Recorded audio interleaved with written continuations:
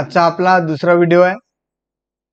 तुम्हाला माहित आहे की एखादं वर्डचं डॉक्युमेंट आपल्याला ओपन करायचं असेल तर सर्च बॉक्सवर जाऊन इथं मायक्रोसॉफ्ट ऑफिस दिसेल किंवा वर्ड दिसलं तरी काही हरकत नाही। इथे आपण ब्लँक टेम्पलेट्स घेणार आहोत। ब्लँक टेम्पलेट्स नंतर याच्या अगोदर आपण फाईल टॅब मधील प्रिंट कशी द्यायची हे शिकलो। आपण पुढचा ऑप्शन आहे शेअर। आपण हे तीन पद्धतीने शेअर करू शकतो। एखादं जे डॉक्युमेंट आहे ते तीन पद्धतीने शेअर करू शकतो। मेलला पाठवू शकतो, प्रेझेंट ऑनलाईन पाठवू शकतो आणि पोस्ट ब्लॉगला सुद्धा पाठवू शकतो। मेलला पाठवण्यासाठी आपल्याला मेल आयडी लागतो। प्रेझेंट ऑनलाईन पाठवण्यासाठी पण आपल्याला त्याचा एक अकाउंट लागतं आणि पोस्ट ब्लॉगवर पण पाठवण्यासाठी आपल्याला एक आपलं अकाउंट लागतं। हे तिन्ही अकाउंट इंटरनेटवरून आपल्याला फ्री करता येतात। याचे कुठलाही चार्जेस इंटरनेटवाल्याला किंवा गुगलला द्यावे लागत नाही। त्यासाठी फक्त तुमच्या जवळ इंटरनेट सुविधा असणं गरजेचं आहे। तर आपण ज्याप्रमाणे व्हॉट्सअपवरून एखादं फोटो किंवा माहिती शेअर करतो सेम प्रोसेस इथे करता येते। पण आपल्याला आता तुम्हाला हे शिकवलं तर समजणार नाही। त्यापूर्वी आपण काय करणार आहोत, नंतर आपण जेव्हा इंटरनेटच्या एखाद्या पोर्शन मध्ये जाणार आहोत तेव्हा इंटरनेट मेल कसा बनवायचा आणि मेलवर कसे पाठवायचे, मेल कसा पाहायचा, मेल स्पॅम मेल कशाला म्हणतात, डिलीट कोणते मेल करायचे, डिलीट मेल केलेले कुठे जातात, या सगळ्या गोष्टीची माहिती पाहणार आहोत। आता पोस्ट ब्लॉग हे सगळ्यांना जवळपास माहित आहे। पोस्ट ब्लॉगवर अनेक पोस्ट ब्लॉग आपल्याला इंटरनेटवर असलेले दिसतात। ओके, तर याबद्दल आपण नंतरच माहिती पाहणार आहोत। आता त्याच्यानंतरचा ऑप्शन आहे एक्सपोर्ट। एक्सपोर्टवर जाऊन आता इथे टाकतो इंडिया इज माय कंट्री। आता हे टाईप केलंय मी तुम्हाला सांगितलं होतं याच्यापूर्वी, टाईप केल्याशिवाय कुठलंही कमांड करता येणार नाही। कमांडचा वापर कसा करतात ते समजणार नाही। त्यासाठी महत्वाचं आहे टाईप करणे। ओके, आपण तुम्हाला वाटत असेल की डॉक्युमेंट कसं बनवायचं हे आम्हाला शिकवा, पर आपण ते शिकणार नाही। पहिले सगळ्या ऑप्शनचा वापर कसा करायचा ते शिकू आणि ते झाल्यानंतर आपण डॉक्युमेंट कसे बनवायचं, डॉक्युमेंट कसं फॉर्मॅट करायचं हे बघणार आहोत। पहिले सुरुवातीला आपण एक एक टॅब शिकणार आहोत। आता आपण शेअर माहित आहे आणि शेअर आपण नंतरच शिकणार आहोत। त्यासाठी त्यानंतरचा ऑप्शन म्हणजे एक्सपोर्ट आहे। एक्सपोर्ट, आता मी एखादे डॉक्युमेंट पाठवायचं आहे मला मेलवर, आणि मेलवर पाठवलेले डॉक्युमेंट मध्ये कोणीही खोडाकाडी करू शकतो। आता हे बघा, मी बॅकस्पेस केलं आणि कंट्री निघून गेलं, पण असं मला वाटलं की हे कंट्री निघून जायला नाही पाहिजे मी कोणाला पाठवलेलं असलं तर। ओके, तर अशा डॉक्युमेंटला एक्सपोर्ट करायचं। एक्सपोर्ट क्रिएट पीडीएफ करायचं। क्रिएट पीडीएफ नंतर इथे आपण फाईल नेम मध्ये जगातलं कुठलंही नाव देऊ शकतो। मी याला, आणि इथे एक्सटेन्शन आपोआप आलेलं आहे। एक्सटेन्शन काय की इथे आता ते पीडीएफ डॉक्युमेंट बनणार आहे।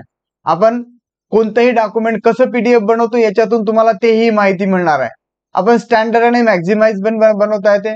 ओपन फाईल आफ्टर पब्लिशिंग, हे जर इथे जर क्लिक केलं तर आपण क्रिएट केल्यानंतर फाईल ओपन होईल, अन्यथा जर हे क्लिक नसेल तर ते फाईलच ओपन होणार नाही। म्हणून आपण काय करू, याला क्रिएट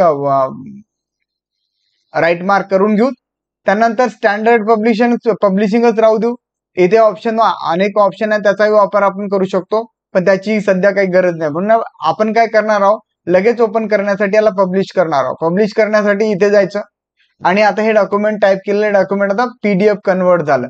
आता तुम्हाला याच्यातून दोन गोष्टी समजल्या की पीडीएफ, एखादं डॉक्युमेंट कसं पीडीएफ कन्वर्ट करायचं हे आलं, आणि हे डॉक्युमेंट जर इतरांना कोणाला पाठवलं तर त्याच्यात चुका करू शकणार नाही। परंतु जर समजा एखादा सॉफ्टवेअर इंजिनियर असेल का सॉफ्टवेअरची विविध सॉफ्टवेअरची माहिती असेल तर तो याच्यामध्ये खोडाखाडी करू शकतो। पण तसं पाहिलं तर असे डॉक्युमेंट जर आपण पाठवलं त्याच्यात कोणालाही टाईप करता येत नाही। बघा, आता मी इथे गेलो, इथे टाईप सुद्धा करता येत नाही, आवाज आला कीबोर्डचा, आणि मी याला डिलीट सुद्धा करत नाही, डिलीट बटन पण प्रेस करतो, डिलीट येत नाही. ओके, अशा पद्धतीने आपण डिलीट करू शकणार नाही, म्हणजे डिलीट करू नये यासाठी आपण एखादं डॉक्युमेंट पाठवताना आपण याविषयीची आपल्याला माहिती असणं गरजेचं आहे. ओके, हे आता मी क्लोज करतो. PDF कसं कन्वर्ट करायचं तर तुम्हाला समजलं. त्यानंतर इथे गेल्यानंतर क्लोज. आता क्लोज आपण काल शिकलो, क्लोज, मॅक्झिमाइज, मिनिमाइज आणि रिस्टोर. या क्लोज हे तिन्ही ऑप्शनचं आपण कसं करायचं ते शिकलो. ओके, सेम इथूनही आपल्याला क्लोज करता येते. एका डॉक्युमेंट आपल्याकडे सेव्ह असेल, इथं क्लोज केलं तर क्लोज होते. डोंट सेव्ह करायचं किंवा सेव्ह करायचं असेल, सेव्ह करतो, डोंट सेव्ह करायला, डोंट करायला, इथूनही आपल्याला क्लोज करता येते. ओके, ठीक आहे, समजलं. अशा पद्धतीने आपल्याला डॉक्युमेंट क्लोज करता येते. आता नेक्स्ट म्हणजे होम. आता इथे फाईलमध्ये अकाउंट आहे, फीडबॅक आहे, ऑप्शन आहे, याचा वापर पण आपण हळूहळू पुढे शिकणार आहोत. अकाउंट मध्ये काय काय ऑप्शन आहेत, त्याचा वापर कसा करायचा, आता मी सांगितलं तरी तुम्हाला ते कळणार नाही. मी बरोबर आपण जेव्हा पुढे पुढे शिकणार आहोत तेव्हा मी बरोबर तुम्हाला सांगणार आहोत. कृपया या गोष्टीची ही गोष्ट लक्षात ठेवा. आपण होम मध्ये होम टॅबवर आहे. आता होम टॅबवर मला असं वाटलं की मला हे कंट्री आहे, याला सिलेक्ट करायचं. सिलेक्ट करण्यासाठी माऊसचा लेफ्ट एरो ज्या शब्दाला मला डिलीट करायचं आहे किंवा कट करायचं आहे, कुठल्याही इफेक्ट त्याला द्यायची आहे किंवा इफेक्ट डिलीट करायचे आहे, तर त्यासाठी आपल्याला त्या डॉक्युमेंटवरील असणाऱ्या एखाद्या वर्डला, सेंटेन्सला किंवा कुठल्याही पिक्चर असेल तर पिक्चरला सिलेक्ट करणे आवश्यक आहे. म्हणून आपण काय केलं, मी पहिल्यांदा काय केलं, कंट्रीला सिलेक्ट केलं आणि कंट्रीला सिलेक्ट केल्यानंतर इथे गेलो. आता हे ऍक्टिव्ह झाले दोन्ही बटन. जेव्हा मी बाहेर क्लिक करतो तेव्हा हे ऍक्टिव्ह नाही, डिसऍक्टिव्ह असतात. आता जेव्हा त्याला सिलेक्ट करतो तेव्हा ती ऍक्टिव्ह होतात. तुम्हाला सांगितलं होतं काल मी की याला कर्सर असं म्हणतात. हा कर्सर आहे. कर्सर हा पेनाच्या टोकासारखा असतो. ज्या ठिकाणी हा कर्सर असेल त्या ठिकाणी टाईप केलं जाते. बघा, आता जर मला इथे पाहिजे असेल तर मला 2-3दा इथे कर्सर क्लिक करावं लागेल, तेव्हा मी इथे टाईप करू शकतो. ओके, मला जिथे पाहिजे तिथे जर टाईप करायचं असेल तर मला त्याचं काय करावं लागेल, कर्सर तिथे न्यावं लागेल. हा कर्सर आहे, हा ब्लिंक होतोय, दिसतोय तुम्हाला. ओके, त्याच पद्धतीने आता होमवर आपण बघू. मला सिलेक्ट केलं, हे डॉक्युमेंट सिलेक्ट केल्यानंतर इथे कट केलं. कट का बरं केलं, कारण मला एखादा शब्द, आता इज हा शब्द इज नाही पाहिजे, तर मी इथे जाऊन कट करू शकतो. कट झाला. आता कट केलेला शब्द मी आता इथं आणखी काहीतरी टाईप केलं आणि मला असं वाटलं 10-15 मिनिटांनी मी एखादी दुसरी कमांड करण्याच्या पहिले जर असं मला वाटलं की हा शब्द मला पुन्हा पाहिजे, तर या शब्दा पुन्हा घेण्यासाठी आपल्याला लिमिटेशन नाही. एकदा कट केलेला आहे त्याला आपण कितीदाही पेस्ट करू शकतो. मी पेस्ट करतोय. ओके, अशा पद्धतीने आपण कितीदाही करू शकतो.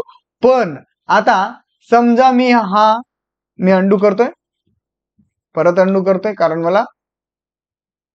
मला हे काढून टाकायचं आहे आणि हे इज इथे पेस्ट करायचं आहे. इज इथे पेस्ट करतो. ओके, आता हे डॉक्युमेंट म्हणजे सेंटेन्स बरोबर वाटते. आता इथे गेलो मी. आता काय करायचं, मला पूर्ण शब्द आहे किंवा एवढा शब्द आहे, मला हा इथेही राहायला पाहिजे. कारण कट केला असल्यामुळे काय झालं होतं की कट केल्यामुळे इथून कट होत होता. पण आता मला काय करायचं, हे माय कंट्री आहे, हे इथेही पाहिजे आणि मला दुसरीकडेही न्यायचं असेल तर इथं कॉपी करायचं. कॉपी झालंय. कॉपी झाल्यावर इथे जाऊन कर्सर दुसरीकडे ठेवायचा आणि जिथे पाहिजे तिथे आपल्याला त्याला पेस्ट करता येते. आता सांगितल्याप्रमाणे पेस्टला काही लिमिटेशन नाही. पहिले आपण इज हा शब्द कट केला होता आणि पेस्ट केला होता. ओके, तशाच पद्धतीने आपण पेस्ट केल्यानंतर त्याला कशी लिमिटेशन नव्हती, आता ही कंट्री या शब्दाला कॉपी केल्यानंतर सुद्धा लिमिटेशन नाही. पण आता आपल्याला असं वाटलं की मला इज हा शब्द पाहिजे आहे, तर इज हा शब्द आपण दुसऱ्या ट्रिकनी घेऊ शकतो. मी ते तुम्हाला ट्रिक उद्याच्या याच्यामध्ये सांगणार आहोत. ओके, सांगणार आहे. कृपया हे लक्ष द्या. आता कट, कॉपी आणि पेस्ट आपण आता काय केलं, आता मला इज पाहिजे असेल तर इज घेऊ शकत नाही ना मी, कारण एक कमांड केल्यानंतर कम्प्युटर दुसरी कमांड विसरून जातो. परंतु आपण काही ऑप्शनचा वापर केल्यानंतर आपण ते घेऊ शकतो. त्यासाठी आपण फक्त सुरुवातीला एक गोष्ट कंटिन्यू शिकत जाऊ. ओके, आता हे थोड्या वेळानंतर शिकू. आता यानंतर आता हा कंट्री शब्द आहे. कंट्री शब्दाला मला जर फॉन्ट टाईप वेगळा द्यायचा असेल, याला फॉन्टचे टाइप्स असं म्हणतात. यापैकी कुठल्याही टाईप मध्ये आपण फॉन्टला वेगळा टाईप देऊ शकतो. आता यालाच का हा टाईप चेंज झाला? कारण याला आपण सिलेक्शन केलाय. अगोदरच सांगितल्याप्रमाणे सिलेक्ट केल्याशिवाय कुठलीही कमांड आपल्याला देता येत नाही. म्हणून मी काय केलं, इथे ॲरोवर क्लिक केलं आणि राईट ॲरोवर क्लिक केल्यानंतर मला पाहिजे तो फॉन्ट इफेक्ट मी इथून दिला. मला हे फॉन्टचे खूप इफेक्ट इथे आहेत. ओके. त्यानंतर मला असं वाटलं की हा इंडिया शब्द आहे, इंडिया शब्दाची साईज मला वाढवायची आहे. तर इथे फॉन्टची साईज आहे, साईज इथं 72 आहे, म्हणजे 72 आहे. 72च्या पेक्षा जास्त जर मला करायची असेल किंवा कमी करायची असेल, कमी इथे कमीत कमी 8 आहे आणि जास्तीत जास्त 72 आहे. जर मला 72 पेक्षा जास्त करायची असेल तर इन्क्रीज फॉन्ट साईज आहे. इथे त्याला इन्क्रीज फॉन्ट साईज असं म्हणतात. आणि याच्यापेक्षा कमी करायची असेल, आता याची इथे किती होतं, 8च्या पेक्षा जर मला 5, 6, 4, 3, 2 असं काहीतरी करायचं असेल तर मी इथून करू शकतो, कारण तिथं ते ऑप्शन नाहीये. म्हणून इथे मी करू शकतो. आता किती झालं, 2 झालं. ओके. पण व्हिज्युअल जी फॉन्ट साईज आहे ती 11च्या वर आपल्याला व्हिज्युअल, 12च्या वर आपल्याला व्हिज्युअल साईज आहे. इथून आपण प्रिंट पण करू शकतो. ही प्रिंट केल्यानंतर व्हिज्युअल राहते, पण त्याच्यापेक्षा जर लहान केली तर ती व्हिज्युअल राहणार नाही, कोणालाही दिसणार नाही. ओके. त्यानंतर याला इन्क्रीज फॉन्ट साईज आणि डिक्रीज. आता मला हे लहान करायचं, मी मोठं केलं. इथूनही डायरेक्टली मी सिलेक्ट करून इथे 100 टाकू शकतो, जेवढा पाहिजे तेवढा मी टाईप करू शकतो आणि क्लिक केल्यानंतर हा कंट्री शब्द आहे पीटी झाला. ओके. आता जर मला याला कमी करायचं असेल तर मी इथूनच सिलेक्ट करून मला किती पाहिजे, 12 पाहिजे, 12 करू शकतो. इंटर केलं, कळालं. त्यानंतर इथे आहे बी. बी म्हणजे बोल्ड. मला एखादा शब्द, हा शब्द मला, आपण जर डॉक्युमेंट एखादा पटकन लक्ष गेलं तर आपल्याला सगळे शब्द एकाच वेळेस सगळे सेंटेन्स एकदाच दिसतात. पण मला असं वाटलं की माय हा शब्द लोकांच्या पटकन नजरेत आला पाहिजे, म्हणून मी इथं बी वर क्लिक केलं. बघा आता तुम्हाला पहिला शब्द जो दिसतो पाहिल्याबरोबर तो माय हा शब्द दिसतो. ओके. त्यासाठी बी म्हणजे बोल्ड आहे. तुम्हाला कुठल्याही गोष्टीबद्दल जर माहिती पाहिजे असेल, त्याचं नाव पाहिजे असेल तर माऊसचा ॲरो तिथे न्या आणि त्याचे शॉर्टकट कीज आणि त्याचा शॉर्टकट कीज आणि त्याचं नाव इथे तुम्हाला दिसेल. आणि बी म्हणजे बोल्ड. बोल्ड काय झालं, बोल्ड म्हणजे ठळक झालं. आता एखादी गोष्ट आपल्याला क्लिअर पटकन कोणाच्या लक्षात आली पाहिजे असं वाटलं असेल तर आपण त्याला बोल्ड करू शकतो. मला असं वाटलं की एखादा शब्द आहे, कंट्री हा चुकीचा शब्द लिहिला गेलाय, अशा वेळेस आपण या शब्दाला अंडरलाईन करू शकतो. इथे जाऊन मी अंडरलाईन केली. अंडरलाईनचे खूप मोठे प्रकार आहेत. आता एखादा शब्द मला इटालिक करायचा, इटालिक आपण अगोदर पाहिलं की या खालचा जो बार आहे याला फॉर्मॅटिंग टूल बार म्हणतात. त्याच्या सहाय्याने आपण डॉक्युमेंटला फॉर्मॅट करू शकतो. हा बघा, इटालिक केल्यानंतर हा क्रॉस झाला. क्रॉस काढून टाकायचं असेल तर तिथेच जावं लागेल. इथे बोर्ड दिलं, बोर्डला सिलेक्ट केल्यानंतर तिथेच जावं लागेल आणि बोर्ड काढून टाकावं लागेल. ओके. आता मी इथून अंडरलाईन दिली, अंडरलाईन दिल्यानंतर मला जर काढून टाकायची असेल तर इथे नन करावं लागेल, निघून गेली. अशा पद्धतीने, जशा पद्धतीने आपण एखाद्याच्या जवळून पैसे घेतले तर त्यालाच आपण जसे रिटर्न करतो त्याच पद्धतीने इथे आपल्याला ज्याच्याकडून जिथून आपण जो इफेक्ट दिलाय तोच इफेक्ट परत त्यालाच द्यावा लागेल. ओके. त्यानंतर मोर अंडरलाईनचे टाइप्स इथे आहेत. या मोर अंडरलाईन याची प्रत्येकाची नाव, double underline, thick underline, dot dot underline, dash dash underline, dash dot underline, dot dot underline, dot dash underline, waves underline, अशा प्रकारच्या अनेक प्रकारच्या अंडरलाईन आहे. ज्यापैकी कुठले तुम्हाला वाटत असेल ती अंडरलाईन तुम्ही सिलेक्ट करू शकता. त्यानंतर इथे मोर अंडरलाईन आहे. मोर अंडरलाईन मध्येच ह्या अंडरलाईन आहे. ही विंडो एक नवीन विंडो आली, याच्यामध्ये अंडरलाईन स्टाईल बघा. यापैकी त्याच्यापेक्षा थोड्याशा जास्त प्रमाणात इथे दिलेल्या आहेत. आता मी यापैकी कुठल्याही मोर अंडरलाईन टाईप मधली कुठलीही अंडरलाईन अप्लाय करू शकतो. बघा, ही अंडरलाईन आता तुम्हाला दिसते की अंडरलाईन झालेली आहे. ओके. मला जर अंडरलाईन दुसरी द्यायची असेल तर मी परत इथे जाऊन दुसरी अंडरलाईन सिलेक्ट करू शकतो. ओके. आता इथे मोर अंडरलाईन मध्ये त्यानंतर असं वाटलं मला की मग अंडरलाईनला कलर द्यायचा आहे, तर इथे अंडरलाईन वर द्यायचा आणि जो पाहिजे तो स्टँडर्ड कलर मधून कलर द्यायचा. ओके. मला पाहिजे असलेला कलर मी इथे देऊ शकतो. त्यानंतर इथे आपण आता अंडू कमांड. आता मी इथे याची अंडरलाईन पण काढून टाकतो, नन करतो. अंडरलाईन नन करायची आहे. मी काय करतो, इथून याला पूर्ण एका सेंटेन्सला क्लिअर सिलेक्ट करतो आणि इथे जाऊन कोणत्याही प्रकारची अंडरलाईन देतो. आता ही अंडरलाईन दिली, मला असं वाटलं ही सलग अंडरलाईन आहे, माय पासून तर कंट्री पर्यंत सगळं कंटिन्यू अंडरलाईन आहे. आणि असं वाटत असेल तुम्हाला की ही अंडरलाईन मला फक्त वर्डला द्यायची असेल तर अंडरलाईन अंडरलाईन यूच्या साईडला असणाऱ्या ॲरोवर क्लिक करायचं आणि इथे जाऊन मोर अंडरलाईन स्टाईलवर जायचं. इथे मोर अंडरलाईन स्टाईलवर जाऊन गेल्यानंतर इथे वर्ड ओनली अंडरलाईन आहे. वर्ड ओनली काय होईल की प्रत्येक शब्दाच्या खाली अंडरलाईन येईल. समजलं? अशा पद्धतीने आपण इथे जाऊन हे सगळे ऑप्शन आहेत. मोर अंडरलाईनच्या इथे गेल्यानंतर इथे बॉडी फॉन्ट बॉडी, इथे फॉन्टचे टाईप, इथे साईज, इथे फॉन्टच्या आणखी वेगवेगळ्या प्रकारच्या टाईप, रेग्युलर स्टाईल, इथे साईज पण आहे फॉन्टची. इथे ऑटोमॅटिक वगैरे कलर पाहिजे असेल अंडरलाईनला तर कलर देऊ शकतो. इथून मी कलर देऊ शकतो, तसं अंडरलाईनला तिथून कलर दिला. पण सॉरी फॉन्ट कलर आहे, फॉन्ट कलर द्यायचा असेल फॉन्ट कलर देऊ शकतो. मी ते अंडरलाईन स्टाईल आहे इथे अंडरलाईन देऊ शकतो. अंडरलाईनला कलर द्यायचा असेल तर मी अंडरलाईनला इथे कलर देऊ शकतो. आता फॉन्टला मी ग्रीन कलर दिला. आपण स्ट्राईक थ्रू इफेक्ट शिकणार आहोत.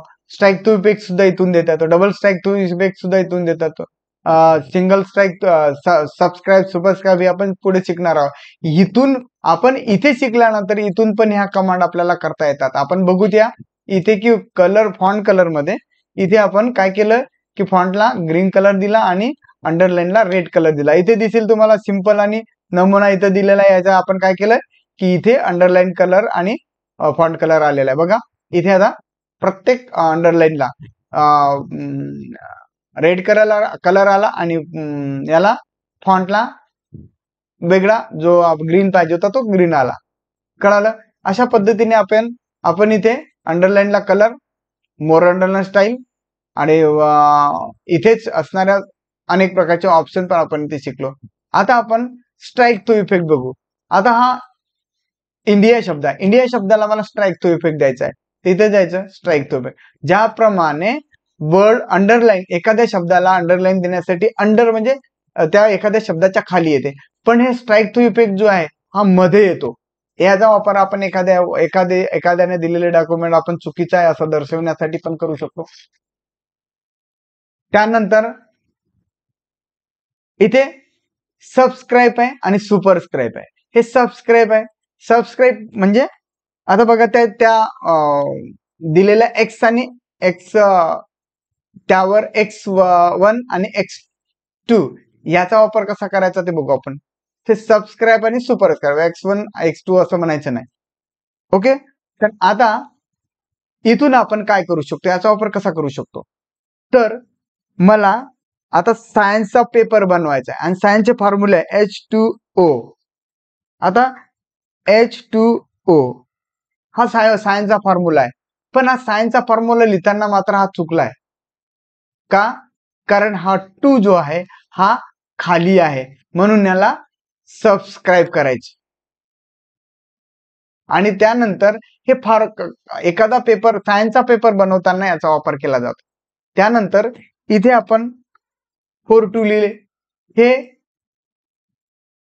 आता जर याला मला 4 स्क्वेअर करायचं असेल, 4चा वर्ग करायचा असेल तर सुपरस्क्राईब करायचं. आता हे सायन्सचे फॉर्म्युले बनवण्यासाठी याचा वापर केला जातो. सायन्सचे फॉर्म्युले मॅथ्सचे फॉर्म्युले बनवण्यासाठी याचा वापर केला जातो. याचा सायन्सचे फॉर्म्युले बनवण्यासाठी वापर केला जातो आणि याचा मॅथ्सचे फॉर्म्युले बनवण्यासाठी वापर केला जातो. त्यानंतर आपण फॉर्म्युले कसे असतात ते पण बघणार आहोत. इथे इक्वेशन मध्ये फॉर्म्युले सुद्धा आहेत. हे फॉर्म्युले पण आपण पुढे समजणार आहोत. तत्पूर्वी आपण एक पॉईंट आपण व्यवस्थित पद्धतशीररित्या शिकणार आहोत. इथे गेल्यानंतर टेक्स्ट इफेक्ट आहे. टेक्स्ट इफेक्ट म्हणून आपल्याला पाहिजे असलेला इफेक्ट इथे देऊ शकतो, कारण इथे आपल्याला आपल्या डॉक्युमेंटला जितकं सुंदर करता येईल तितकं सुंदर करण्याचा प्रयत्न करायचा आहे. इथे टेक्स्ट इफेक्ट आहे. टेक्स्ट इफेक्ट मध्ये मला पाहिजे तो इफेक्ट दिला. त्यानंतर इथे जाऊन आउटलाईन आहे. समजा मला असं वाटतं घेतो, आता करतो, सिलेक्ट करून येतो, गेलो मोठं गेलो, इन्क्रीज फॉन्ट साईज आणि इथे जाऊन मी याला काय केलं, आउटलाईन द्यायची आहे. इथे गेलो, मला पाहिजे तर इथे आउटलाईन देऊ शकतो. आउटलाईन आपण असा शब्द घेऊ पहिले, वर्ड आर्ट इफेक्ट देऊ, टेक्स्ट इफेक्ट देऊ, त्यानंतर आउटलाईनला इफेक्ट द्यायचा, आउटलाईन द्यायची आहे. ते आउटलाईन मध्ये कोणत्या कलरने आउटलाईन द्यायची, तर रेड कलरने आपण आउटलाईन देणार आहोत. आता बघा, आउटलाईन म्हणजे बाहेरचा भाग, बाहेरच्या भागाला आपली ही आउटलाईन आलेली आहे, आउटलाईन कलर आलेला आहे. आपण चेंज करायचा असेल तर आपण चेंज सुद्धा करू शकतो. आपल्याला वाटलं मला ब्लू पाहिजे तर ब्लू आउटलाईन आहे. आउटलाईन जर आपल्याला वेगळ्या पद्धतीने म्हणजे जास्त मोठी पाहिजे असेल तर इथून आपण विड्थ वर जायचं आणि इथून आपण त्याची विड्थ सुद्धा वाढवू शकतो. कमी करायची असेल कमी करू शकतो, वाढवायची असेल तर वाढवू शकतो.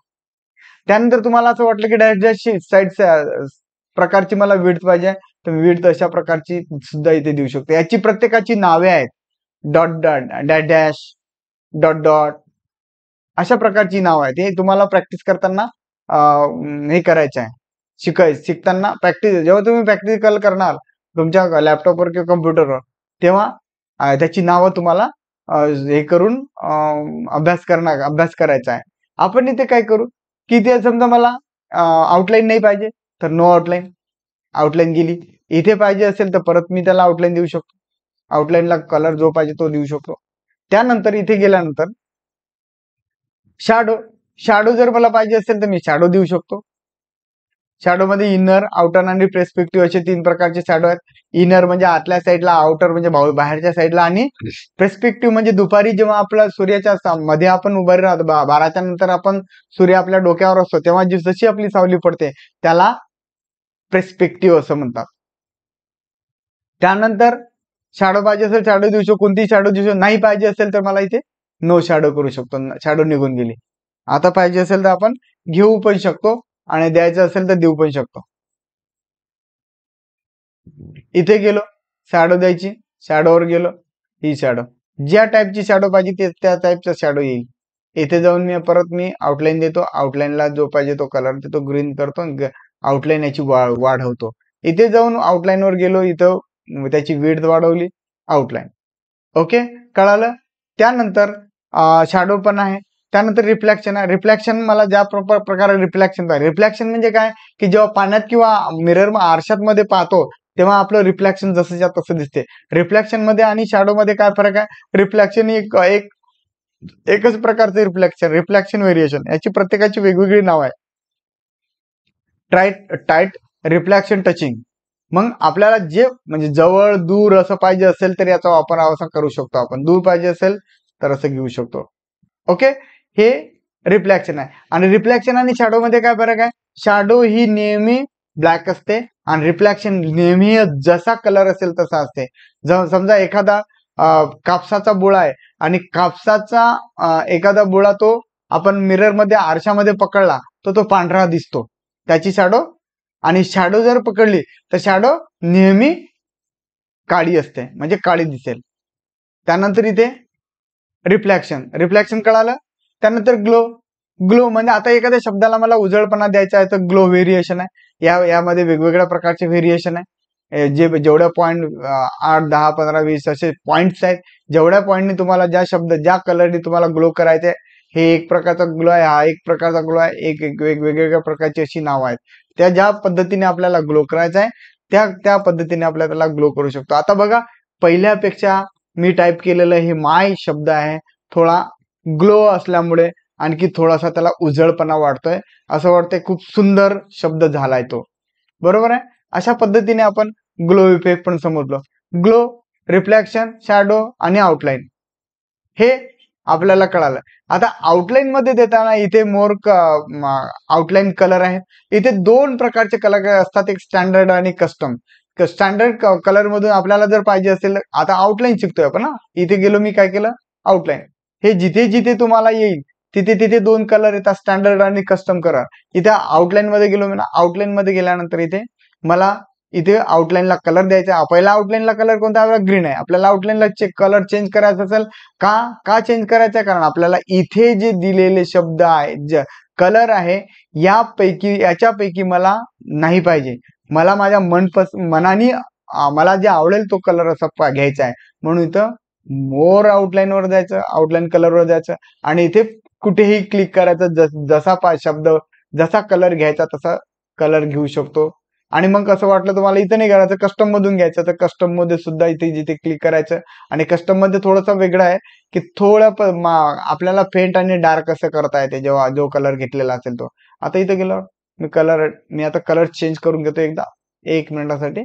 आउटलाईन वर गेलो, आउटलाईन वर इथं मोर आउटलाईन इथे गेलो. आता मी ब्लू घ्यायचा, ब्लू घेतो, ओके केलं. सॉरी सॉरी सॉरी सिलेक्ट न केल्यामुळे हे झालं नाही. आपण याला परत एकदा हे करून घेऊ. इथे गेलो, शॅडो रिफ्लेक्शन ग्लो वर गेलो, ग्लो सॉरी आउटलाईन वर गेलो. आउटलाईन वर गेल्यानंतर इथे आपल्याला एक या प्रकारची आउटलाईन द्यायची आहे. तर आउटलाईन मोर कलर आउटलाईन मध्ये इथे मोर कलर आहे. मोर कलर मधून आउटलाईन वर इथे मोर कलर मध्ये जायचं आणि जो कलर घ्यायचा तो घेऊ शकतो. मला रेड पाहिजे किंवा असा बनवायचा, याला फेंट करायचा आहे, तुम्ही डार्क करायचं, तर तुम्ही अशा पद्धतीने त्याला करू शकता. समजलं? त्यानंतर इथे टेक्स्ट हायलाइट कलर. मी एखाद्या शब्दाला आता टेक्स्ट हायलाइट म्हणजे काय की मला एखादा शब्द जसं बोर्ड प्रमाणे मी एखादा शब्द पटकन कोणाला दिसला पाहिजे असं वाटत असेल तर इथे जाऊन मी त्याला टेक्स्ट हायलाइट करू शकतो. टेक्स्ट हायलाइट करण्यासाठी कुठल्याही आपण जनरली पुस्तकावर किंवा याच्यावर करताना टेक्स्टला हायलाइट करण्यासाठी एक पेनाचा वापर करतो. तशाच पद्धतीने ते टेक्स्ट हायलाइट कलर आहे. त्यानंतर फॉन्ट कलर. मला फॉन्टला कलर चेंज करायचा आहे, तर मी ज्या फॉन्टला कलर चेंज करायचा इथे फॉन्ट टेक्स्ट कलर किंवा फॉन्ट कलर असे दोन्ही नाव आहे त्याला. पण इथे जाऊन आपण जो पाहिजे तो कलर घेऊ शकतो. मला हा कलर पाहिजे किंवा हा कलर पाहिजे, हा कलर असे पाहिजे असेल तर तो कलर मी त्याला देऊ शकतो. असं वाटलं मला की इथे जाऊन इथे असणाऱ्या कलर पैकी मला द्यायचा नाहीये, तर मी इथे मोर कलरवर जाऊ शकतो. मोर कलर मध्ये काय आहे आताच पाहिलं आपण, कस्टम आणि स्टँडर्ड दोन प्रकारचे कलर आहे. त्या स्टँडर्ड कलरवर गेल्यावर जे पाहिजे तू जसा पाहिजे तसा आपल्याला इथं कलर बनवता येतं. ओके केल्यानंतर तसाच कलर येईल. अशा पद्धतीने स्टँडर्ड दोन colour variation sorry colour more colour मध्ये जर इथं मोर कलर मध्ये गेल्यानंतर नेहमी दोन कलर असतात, स्टँडर्ड आणि कस्टम कलर. ओके. आता याला ग्रेडियंट्स द्यायचे असेल तर इथे आपण ज्या शब्दाला जो कलर दिलाय त्या कलरचाच इथे ग्रेडियंट दिला जातो. इथे लाईट व्हेरिएशन आहे आणि डार्क व्हेरिएशन अशा प्रकारचे दोन शब्द आहेत. आता जो पाहिजे तो कलर इथे देऊ शकतो. ओके. इथे गेल्यानंतर याला आपण वाढवू शकतो, इन्क्रीज फॉन्ट साईज, आणि तेव्हा आपल्याला ते दिसेल ग्रेडियंट जसं पाहिजे तसा ते ग्रेडियंट्स देऊ शकतो. अशा पद्धतीने आपण आज कट, कॉपी, पेस्ट, फॉन्टचे टाइप्स, फॉन्टची size, increase font size, decrease font size, त्यानंतर बोल्ड, इटालिक, अंडरलाईनचे various type, strikethrough, subscribe, superscribe आणि टेक्स्ट इफेक्ट मध्ये आउटलाईन, शॅडो, रिफ्लेक्शन आणि ग्लो हे 3-4 पॉइंट इथे आपण शिकलो. आउटलाईन, रिफ्लेक्शन, शॅडो आणि रिफ्लेक्शन, ग्लो हे एवढे पॉइंट आपण याच्यामध्ये शिकलो. याच्या खालचे आपण पुढे पुढे शिकणार आहोत. आता इथे गेल्यानंतर टेक्स्टला हायलाइट करायचं असेल तर आपण इथे टेक्स्टला हायलाइट करू शकतो. ओके. आता फॉन्टला कलर द्यायचा असेल तर मी इथे जाऊन फॉन्टला किंवा टेक्स्टला कलर इथे देऊ शकतो. मला पाहिजे असलेला इथे हा कलर देऊ शकतो. कळालं? त्यानंतर मी बॅक करतो. हा शब्द सिलेक्ट केलेला आहे, सॉरी हा एक सेंटेन्स आहे, वाक्य आहे. या वाक्याला सिलेक्ट करतो आणि इथे जाऊन मला चेंज केस आहे, याची केस जर मला चेंज करायची असेल तर मी याला चेंज केस करू शकतो. इथे गेलो, चेंज केस म्हणजे काय, मला अप्पर केस, लोअर केस, कॅपिटलाइज, टॉगल केस अशा प्रकारचे सेंटेन्स केस, अशा प्रकारच्या केसमध्ये आपण त्याला चेंज करू शकतो. सेंटेन्स केस, आता एखादं वाक्य लिहिलेलं आहे, हे वाक्य समजू आपण, इथं पूर्णविराम समजू उदाहरणासाठी. आणि इथे गेल्यानंतर आपण नेहमी लिहिताना इंग्लिशमध्ये लिहिताना वाक्याची सुरुवात कॅपिटल लेटरने करतो, बाकीचे सगळे लेटर स्मॉल असतात. इथे आपल्याला सेंटेन्स केस मध्ये तसं हे वाक्य नाही, म्हणून हे सेंटेन्स केस मध्ये नाही, आपल्याला केस चेंज करायचे आहे तर सेंटेन्स केसवर जायचं. इथं आता बघा सेंटेन्स केस झालं, हे वाक्य सेंटेन्स केस मध्ये आहे. ग्रामॅटिकल बरोबर आहे, पहिले ग्रामॅटिकल बरोबर नव्हतं. त्यानंतर अप्पर केस म्हणजे मोठे, कॅपिटल वर्ड. आता मला सगळे लेटर्स कॅपिटल करायचे असेल तर इथे जाऊन ज्या शब्दाला सिलेक्ट करणार किंवा शब्द किंवा एवढा शब्द घेऊ आणि इथे गेल्यानंतर मी कॅपिटल लेटर करणार अप्पर केस. आता मला असं वाटलं की मी हे केलेले सगळे लेटर मला लोअर केस आणि स्मॉल लेटर मध्ये पाहिजे, तर इथून जाऊन मी लोअर केस करतो. त्यानंतर इथे गेल्यानंतर कॅपिटलाइज इच वर्ड, म्हणजे मी जेव्हा प्रत्येक कॅपिटलाइज इच वर्डचा अर्थ प्रत्येक शब्दाचं पहिलं लेटर कॅपिटल, मग कॅपिटलाइज इच word.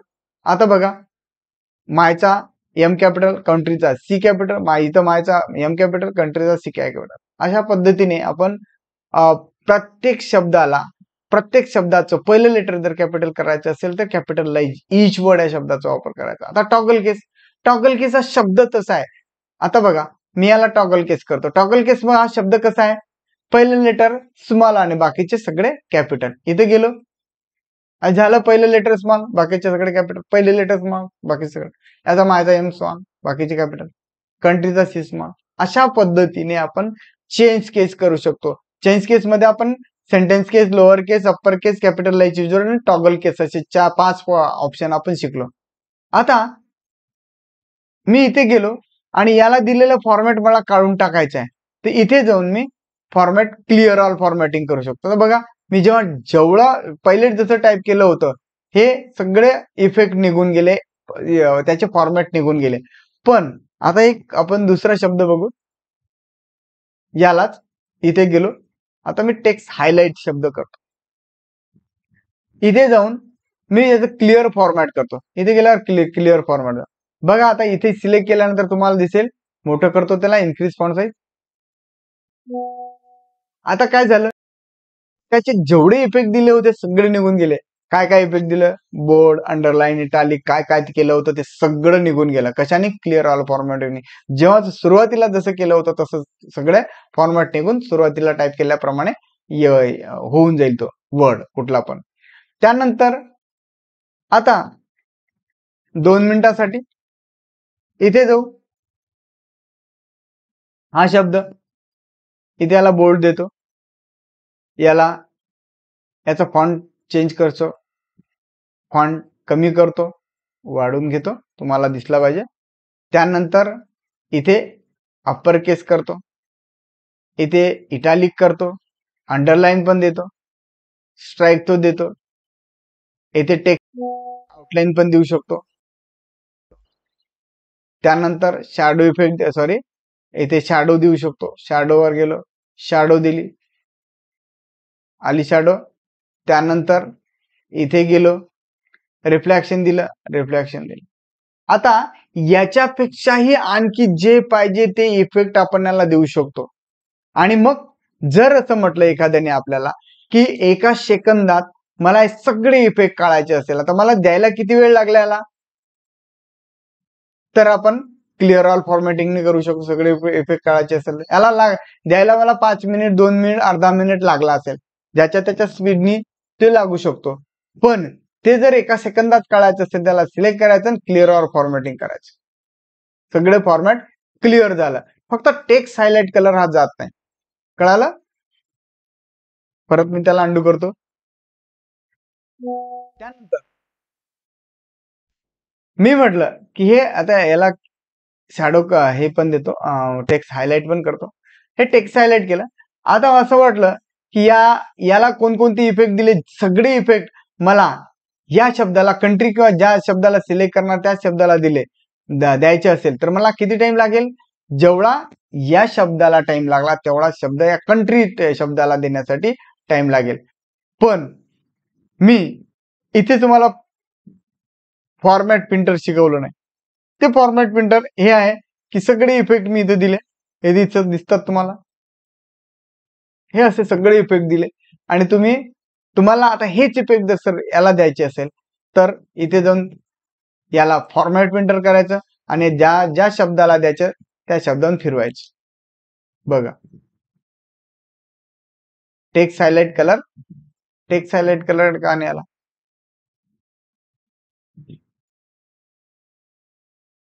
Okay, text highlight colour करणार. अशा पद्धतीने क्लिअर फॉर्मॅटिंग आणि फॉर्मॅट प्रिंटर याचा वापर आपण शिकलो. आज हे जे आपण शिकलो हे ग्रुप आहेत. इथं क्लिपबोर्ड ग्रुप आहे, हा फॉन्ट ग्रुप आहे, हा पॅराग्राफ ग्रुप आहे, हा स्टाईल ग्रुप आहे आणि हा एडिटिंग ग्रुप आहे. आपण एक एक एक एक एक एक करून आपण सगळे ग्रुप आणि सगळे ऑप्शन शिकणार आहोत, क्रमशः शिकणार आहोत. कृपया सगळ्यांनी जेव्हा वेळ भेटेल तेव्हा या YouTube चॅनलवर या आणि मनसोक्त पाहिजे तेव्हा आपल्या पद्धतीने शिका. धन्यवाद.